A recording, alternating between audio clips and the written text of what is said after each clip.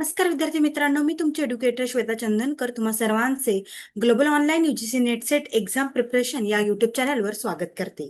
UGC net exam 2025 साठी आपण prepare करतो आहोत आणि पेपर 2 विषय मराठी याचे 25+ महत्वाचे PYQ प्रश्न आपण आज या व्हिडिओमध्ये पाहणार. त्यामुळे तुम्ही शेवटपर्यंत व्हिडिओ नक्की बघा. आपली जी बॅच आहे पेपर 2 ची ती 7 जुलै येत्या 7 जुलै पासून सुरू होते आहे. त्यामुळे जर का तुम्हाला बॅचमध्ये एनरोल करायचं असेल तर दिलेल्या नंबरवर तुम्ही संपर्क साधू शकता. हे असे प्रश्न आहेत जे PYQ आहे किंवा मग आपण यामध्ये डिस्कस केलेलं आहे की कशा प्रकारे प्रश्न येतात आहे आणि एकंदरीत कसं असतं विषय मराठी जो आहे तो जितके जास्त तुमच्या कानावर शब्द पडत गेले किंवा तुम्ही जितकं जास्त अवांतर वाचन करत गेलात तेवढं जास्त छान असतं विषय मराठीसाठी. त्यामुळे कसं जास्त आपल्याला माहिती राहतं माहिती आणि तशाच पद्धतीने पेपरमध्ये पण सुद्धा आपल्याला त्याची मदत होते. ग्लोबल ऑनलाईन आपल्यासाठी घेऊन आले आहे पेपर 2 चा फुल सिलेबस कोर्स, ज्यामध्ये आपल्याकडे मराठी आहे, आपण मराठीचं पाहतोय. सोबतच आपल्याकडे commerce, management, computer science, political science, life science, history, education आणि इंग्रजी या सिलेबसचे कोर्सेस आहे. या सिलेबस सोबत या बॅच सोबत तुम्हाला मिळणार 10 युनिटचे PDF नोट्स आणि सोबत 20+ टेस्ट मिळणार आहे. फुल सिलेबस टेस्ट मिळणार आहे आणि सोबत पेपर 1 जो आहे तो फ्री मिळणार आहे. हो, पेपर 1 जो आहे तो फ्री मिळणार आहे आणि याची फीज आहे 10,000 रुपये. पण तुमच्यासाठी आता तरी डिस्काउंटमध्ये 8,000 रुपये मिळणार आहे. जर का तुम्हाला या बॅचमध्ये एनरोल करायचं असेल तर तुम्ही दिलेल्या नंबरवर संपर्क साधू शकता किंवा ग्लोबल ऑनलाईन ॲप प्ले स्टोअरवरून डाउनलोड करू शकता. चला तर मग सुरुवात करूया. पहिलाच प्रश्न आहे, संदेशनावर परिणाम करणारा भाषेतर घटक पुढीलपैकी कोणता? वाक्याची सुरावली, शब्दाचा क्रम, संदेशनाचे उद्दिष्ट की संदेशनाचा आशय? ठीक आहे, माझ्यासोबत तुम्ही सुद्धा प्रश्नाचे उत्तर देत चला आणि येस कमेंटमध्ये तुमचा अभिप्राय कळवा. आणि मी जेव्हा क्वेश्चन्स घेत असते तेव्हा सुद्धा तुम्ही एका कागदावर लिहत चला की तुम्ही कोणता आन्सर टिक केलाय, है ना. त्याने काय होईल, तुमचा छान अभ्यास होईल आहे. येस, संदेशनावर परिणाम करणारा भाषेतर घटक पुढीलपैकी कोणता आहे? तर पुढीलपैकी तो संदेशनाचे उद्दिष्ट हा एक महत्वाचा घटक आहे. आणि बाकीचे जे आहेत वाक्याची सुरावली, शब्दाचा क्रम, संदेशनाचा आशय हे काय आहेत? भाषिक घटक आहेत. हे काय आहेत? भाषिक घटक आहेत. ठीक आहे. आणि भाषेतर घटक म्हणजे काय? संदेशनावर परिणाम करणारे भाषेतर घटक म्हणजे काय? तर भाषेव्यतिरिक्तचे घटक जे संदेशनाच्या प्रभावीतेवर परिणाम करतात. ठीक आहे, म्हणजे संदेश कसा दिला जातो, त्याचा अर्थ कसा लावला जातो, हे त्यामध्ये येत असते. समोरचा प्रश्न आहे, लेखन प्रक्रिया बोलण्याच्या प्रक्रियेपेक्षा अर्थाच्या गाभ्याशी संलग्न राहून अधिक सूक्ष्मतर शैलीरूपे प्रकट करीत राहते, हे मत कोणी मांडले आहे? लेखन प्रक्रिया बोलण्याच्या प्रक्रियेपेक्षा अर्थाच्या गाभ्याशी संलग्न राहून अधिक सूक्ष्मतर शैलीरूपे प्रकट करीत राहते, हे मत कोणी मांडले? एकंदरीत काय असतं, मराठीमध्ये थोडे मोठे प्रश्न येतात त्यामुळे परत परत वाचायचे जेणेकरून आपल्याला त्याचा थोडा अंदाज लावता येईल, है ना. तर कोणी म्हटलेलं आहे? भालचंद्र नेमाडे, अशोक केळकर, मिलिंद माळशी की रमेश धोंगडे? चला सांगा मला. येस, कोणी म्हटलंय? हे म्हटलंय अशोक केळकरांनी. हे काय आहेत? हे मोठे समीक्षक आहे, भाषाशास्त्रज्ञ आहे, त्यांनी भाषेच्या आणि साहित्याच्या विविध पैलूंवर सखोल विचार सुद्धा मांडलेले आहेत. ठीक आहे. भालचंद्र नेमाळे आपल्याला माहितीच आहे, हिंदू अ, कादंबरीचे कादंबरीकार. मिलिंद माळशे आपल्याला माहिती आहे, रमेश धोंगळे आपल्याला माहिती आहे. ठीक आहे. त्यानंतर आहे, संधी आणि समास यांचा विचार व्याकरणात वेगवेगळा केला जातो परंतु वास्तविक दोन्ही एकाच प्रकारचे असतात. हा असा प्रश्न असणार आहे. तर येस सांगा चला मग. तर काय ऑप्शन मध्ये? संपूर्ण विधान बरोबर, पूर्वार्ध बरोबर, उत्तरार्ध चूक, संपूर्ण विधान चुकीचे, संपूर्ण विधान चुकीचे. हे डबल आलेलं आहे. ठीक आहे, 3 पर्यंत तुम्ही सांगू शकता. कसं असतं, आजकाल हा पॅटर्न जास्त येतो आहे आणि संपूर्ण विधान बरोबर आहे की नाही, पूर्वार्ध बरोबर की उत्तरार्ध चूक, हे सगळं विचारलं जातं त्यामुळे हे महत्वाचे ठरते. तर येस, आपलं उत्तर काय असणार आहे?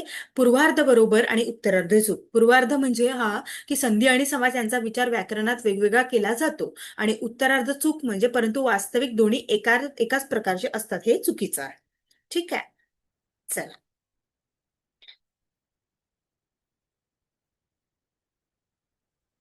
समोरचा प्रश्न आहे, आमच्या वर्गातील मुले गणित सोडवण्यात अतिशय पटाईत होती, या वाक्यातील प्रयोग कोणता? कर्तरी, कर्मणी, भावे,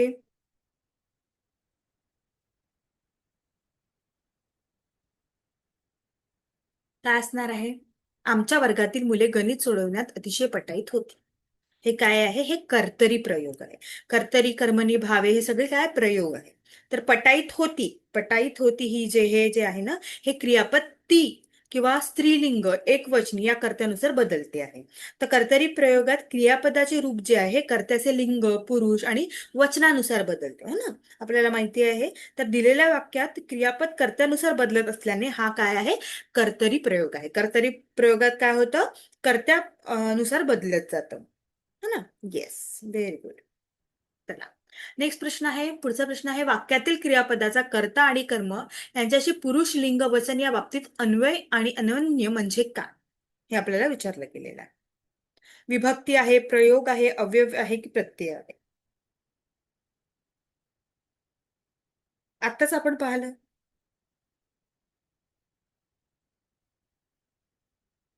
काय असणार आहे ते? ते आहे प्रयोग. आपण आताच पाहिलं होतं ते काय असणार आहे? ते प्रयोग असणार आहे.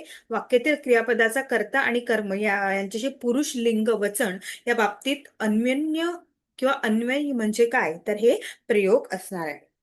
क्रियापद आणि कर्ताचा कर्ता किंवा त्याच्या वस्तू याच्यातील संबंध जेव्हा विचारला जातो ते प्रयोग असते.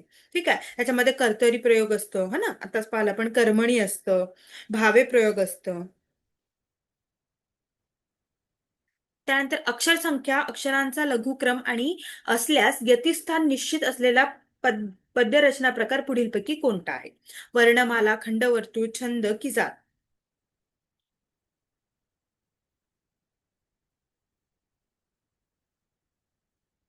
अक्षर संख्या, अक्षरांचा लघुक्रम.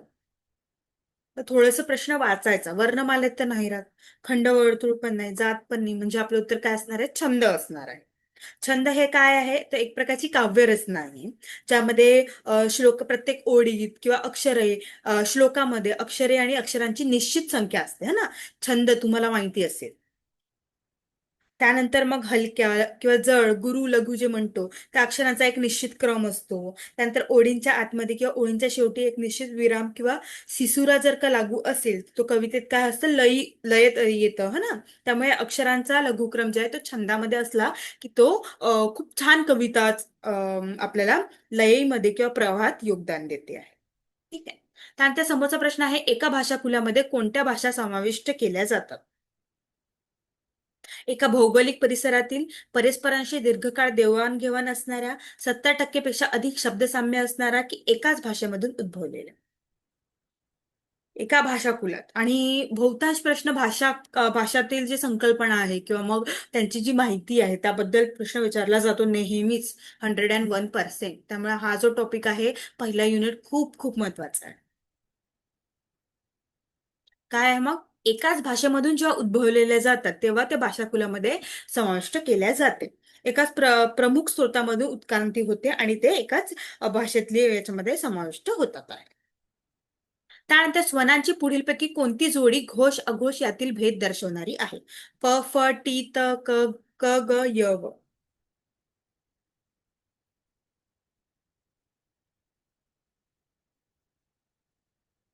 सांगा बघू. काय असणार आहे? आपलं उत्तर असणार आहे क, ग. तर अघोष व्यंजने कोणते आहे? अघोष आपल्याला माहिती आहे. क, ख, च, छ, ट, ठ, त, थ, प आणि फ हे काय आहेत? हे अघोष व्यंजने आहेत. घोष व्यंजन हे असे वर्ण आहे ज्याच्यात उच्चारातून घशातून काय होतं? आवाज येतो, कंपन येतो. आणि अघश मध्ये काय होतं? व्यंजनाच्या उच्चारात कंपन होत नाही. जसं आपण बघा क, ख सरळच म्हणतोय है ना. मग घोष कोणते आहे मॅडम असं तुम्ही म्हणाल मग है ना. तर घोष कोणते आहेत? ग, घ येत आहे, ज, झ. हे काय होत्या? गळ्यामध्ये कसं आपल्याला थोडंसं घर्षणदा जाणवते. मग ते काय झालं? घोष व्यंजने झाले. ठीक आहे. त्यामुळे प, फ हे काय? प, फ दोन्ही याच्यामध्ये झालं हा ना घोषमध्ये. त्यामुळे हे कट झालं. टी, त हे कट झालं. क, ग हे काय आहे? क काय आहे? अघोष आहे. घ, ग कोणता? घश आहे. तर त्या दोघांची जोडीचा विचारलेली आहे. त्यामुळे आपलं उत्तर काय असणार आहे? क, ग असणार आहे. ठीक आहे. येस. चला. तौलनिक भाषाभ्यास पद्धती ही ऐतिहासिक भाषाभ्यास पद्धतीच्या बरोबर विकसित झाली आणि ती एकाच भाषेच्या चौकटात अभ्यास करण्यास उपयुक्त आहे. तर ऑप्शन मध्ये दिलेलं आहे की संपूर्ण विधान बरोबर, पूर्वार्ध बरोबर, पूर्वार्ध चूक, उत्तरार्ध बरोबर की संपूर्ण विधान चुकीचे.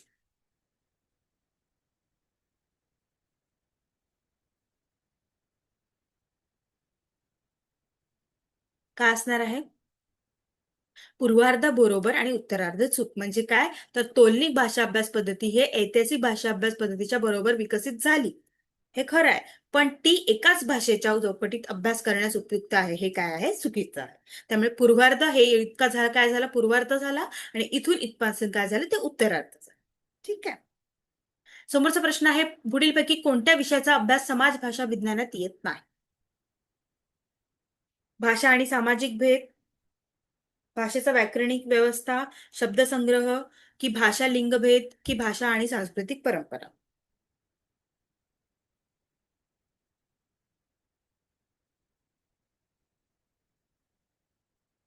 भाषेची व्याकरणिक आणि व्याकरणिक व्यवस्था आणि शब्दसंग्रह हे याच्यामध्ये येत नाही. कुठे? समाज भाषा विज्ञानात.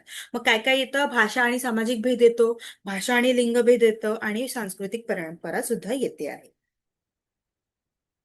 कारण भाषा आणि सामाजिक भेदात आपण काय करतो? भाषेतील फरक, गटानुसार भाषेचा वापर कसा केला जातो हे आपण याच्यामध्ये बघतोय.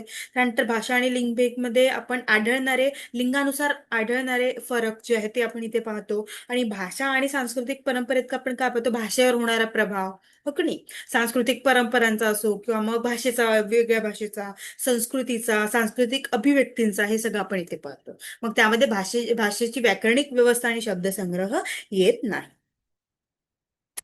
समोरचा प्रश्न आहे, बोली या प्रमाण भाषेपेक्षा शब्दसंग्रहाच्या स्तरावर वेगळ्या असतात, व्याकरणिक स्तरावर त्यांच्यात भेद दिसत नाही.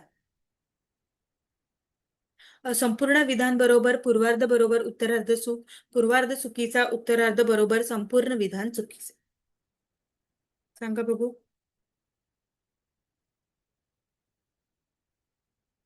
काय असणार आहे? संपूर्ण काय विधान काय आहे? बरोबर असणार आहे.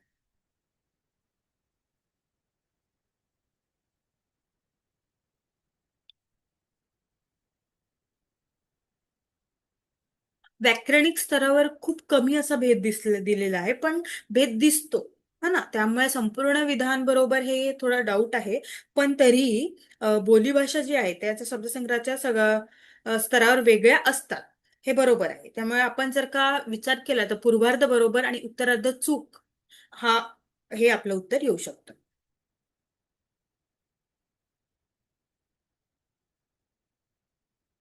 त्यामुळे आपला पर्याय जो आहे बी हा बरोबर असणार आहे. ठीक आहे, सगळ्यांनी नोट करून घ्या. त्यानंतर माहिती तंत्रज्ञानामुळे नव्याने आलेले साहित्य प्रसाराचे माध्यम पुढीलपैकी कोणते? ध्वनिफिती, ध्वनिचित्रफिती, ई बुक की माहितीच्या.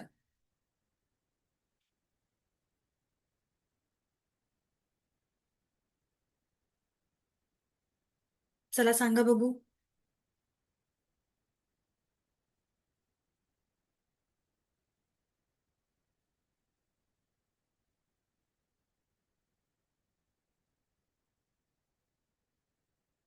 काय आहे त्याचं उत्तर? आहे ई बुक. काय असणार आहे त्याचं उत्तर? त्याचं उत्तर असणार आहे ई बुक. तर माहिती तंत्रज्ञानाच्या प्रगतीमुळे साहित्याचा जो प्रसारासाठी अनेक नवीन माध्यमे आली आहे, हे आपल्याला माहितीच आहे. त्यामध्ये ईबुक जे आहे ते नव्याने उदयास आले आणि साहित्याच्या प्रसारासाठी याचा वापर केला जातो, है ना. पीडीएफ फाईल, ईबुक फाईल जे आपण म्हणतो ते हे असणार आहे. आणि त्यानंतर इंटरनेटच्या व्यासपीठावर ते असतात आहे. जाल म्हणजे तर इंटरनेट, ठीक आहे. त्यानंतर ध्वनिचित्रफिती आणि ऑडिओ व्हिडिओ हे आहे. त्यामुळे ईबुक जे आहे ते माध्यम असणार. त्यानंतर भारुड या संज्ञेचा संबंध भारुड या संस्कृत शब्दाशी कोणी जोडलेला होता?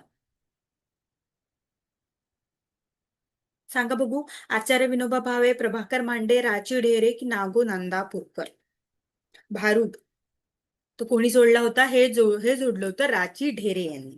हे एक प्रसिद्ध मराठी साहित्यिक आहे आणि संशोधक सुद्धा आहे. यांनी भारुड या लोककलेचा खूप सखोल अभ्यास केलेला आहे आणि त्यांचा संबंध भारुड या संस्कृत शब्दाशी जोडलेला आहे. त्यामुळे भारुड जेव्हा केव्हा येईल तर तो राची ढेरे यांचा उल्लेख आल्याचा आपल्याला कळवता येईल. ठीक आहे. त्यानंतर आहे, पुढीलपैकी कोणते नियतकालिक साहित्य मंडळाच्या घटक संस्थे द्वारे चालवले जाते. युगवाणी, विशाखा, अक्षर पेरणी, मुक्तछंद.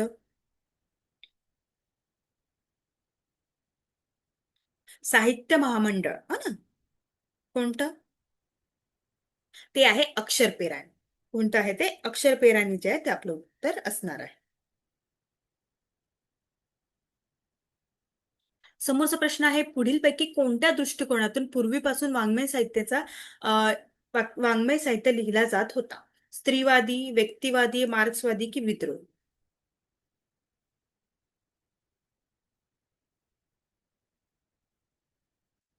तर हे काय असणार आहे? व्यक्तिकेंद्री असणार आहे. त्यानंतर बोहाडा हे नृत्यनाट्य असून ते खानदेश, विदर्भ, मराठवाडा या प्रदेशात सादर होते. संपूर्ण विधान चूक आहे, संपूर्ण विधान बरोबर आहे, पूर्वार्ध चूक उत्तरार्ध बरोबर की उत्तरार्ध चूक पूर्वार्ध बरोबर? संपूर्ण विधान बरोबर आहे. बोहाडा हे काय आहे? नृत्यनाट्य असून ते पारंपरिक खानदेशात सादर केलं जातं, है ना.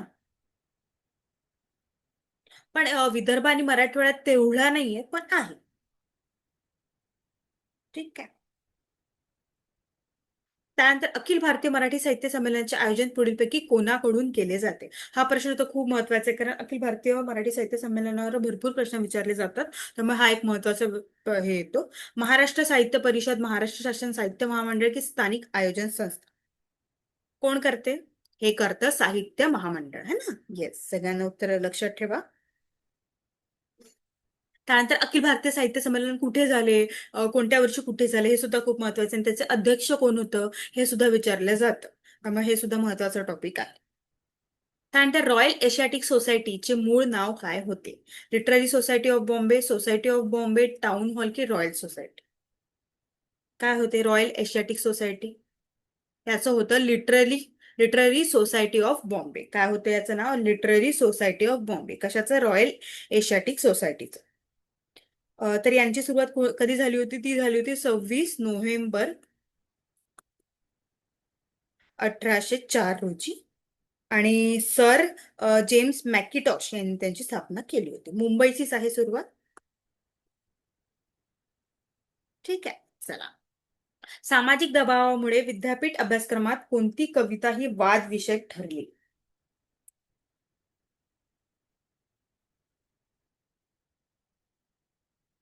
सांगा बघू.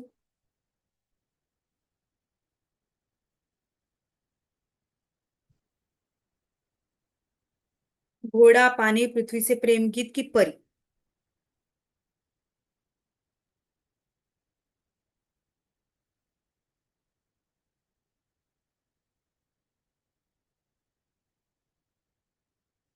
ते काय आहे? पृथ्वीचे प्रेमगीत या कविता. ही जी कविता आहे त्याच्यामुळे ते वादविषयक ठरली. आणि हे कोणाचं आहे? हे आहे कुसुमाग्रजांचं. कोणाचं आहे? हे कुसुमाग्रजांचं. तुम्ही ऐकली असेल कदाचित. युगामागोनी चालले रे युगे, ही करावी किती भास्करा वंचना, किती काळ कक्षेत धावू तुझ्या मी, कितीदा करू प्रीतीची याचना. हे आहे पृथ्वीची प्रेमगीत. ठीक आहे, चला. अखिल भारतीय मराठी साहित्य संमेलनाच्या पहिल्या महिला अध्यक्ष कोण होत्या? मी तुम्हाला म्हणाले होते की यावर प्रश्न विचारले जातात, त्यामुळे ते खूप महत्वाचे ठरतात. ठीक आहे, पहिला आहे दुर्गा भागवत, विजय राज्याध्यक्ष कुसुमावती देशपांडे की शांता शेळके? सांगा सगळ्यांनी. अखिल भारतीय मराठी साहित्य संमेलनाच्या पहिल्या महिला अध्यक्ष कोण होत्या?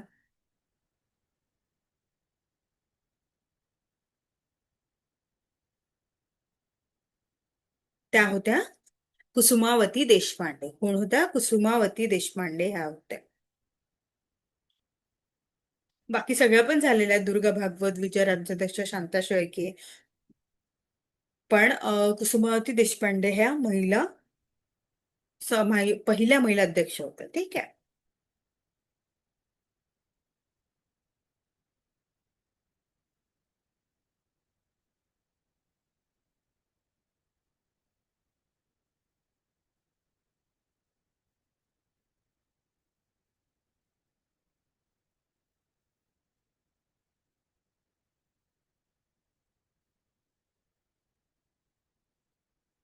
कधी होते ते आपण बघू शकतो एकदा.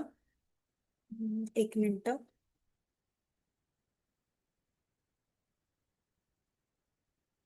कुसुमावती देशपांडे, पहिल्या महिला अध्यक्ष. ठीक आहे.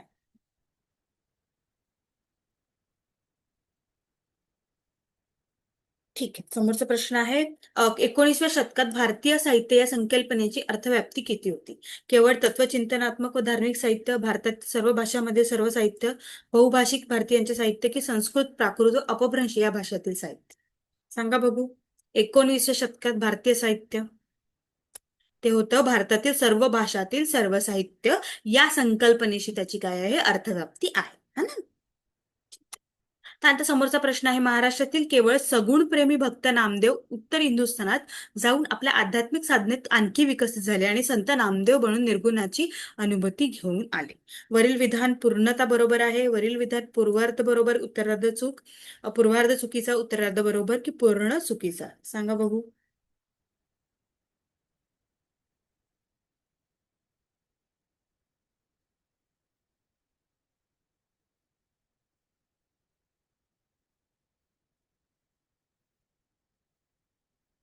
हे काय पूर्ण विधान बरोबर आहे.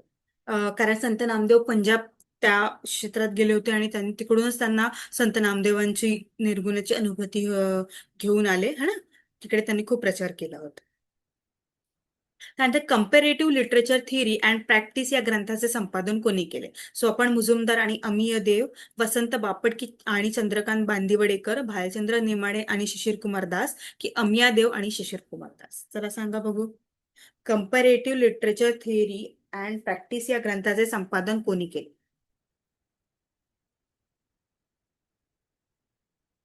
कोणी केले? अमिया देव आणि शिशिर कुमार दास. हा एक तुलनात्मक साहित्य जे म्हणतो आपण त्या क्षेत्रातील एक महत्वाचा संदर्भ ग्रंथ सुद्धा म्हणून मानला जातो. ठीक आहे. हा कोणी लिहिला होता? यांनी लिहिला. त्यानंतर पुढीलपैकी कोणत्या भाषांतरित नाटकावर मराठी लोककलांचा प्रभाव आहे?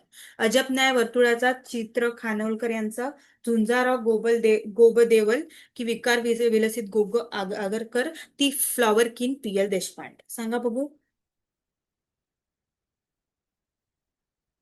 अजब न्याय वर्तुळाचा या चित्र खानोलकर यांचा सुद्धा यांचा मराठी कलांचा प्रभाव दिसून येतो. समोरचा प्रश्न आहे, ओडिया साहित्यावरील मराठीचा प्रभाव हे पुढीलपैकी कोणत्या प्रभाव घटकाचं उदाहरण मानता येईल? सामाजिक आणि राजकीय घटिते, भाषांतर, आदर्श सर्जनशीलता की नाविन्याचे आकर्ष? सांगा बघू. ते आहे भाषांतर. ओडिया याच्यामधून भाषांतर झाले तेव्हाच मराठीचा प्रभाव त्याच्यावर पडलेला आहे ना. त्यामुळे आपलं उत्तर काय असणार आहे? भाषांतर असणार आहे. त्यानंतर गौरी देशपांडे यांनी पुढीलपैकी कोणत्या ग्रंथाचे भाषांतर केले? अरेबियन नाईट्स, गीतांजली, दी बायबल की गीत गोविंद? गौरी देशपांडे. सांगा बघू. त्यांनी कोणत्या याचे केलं? अरेबियन नाईट्स या ग्रंथाचे त्यांनी भाषांतर केलेले आहे. आणि गौरी देशपांडे जे आहेत ते प्रसिद्ध मराठी लेखिका आहेत आणि येस त्यांनी विविध साहित्य प्रकारात सुद्धा लेखन केलेले आहे.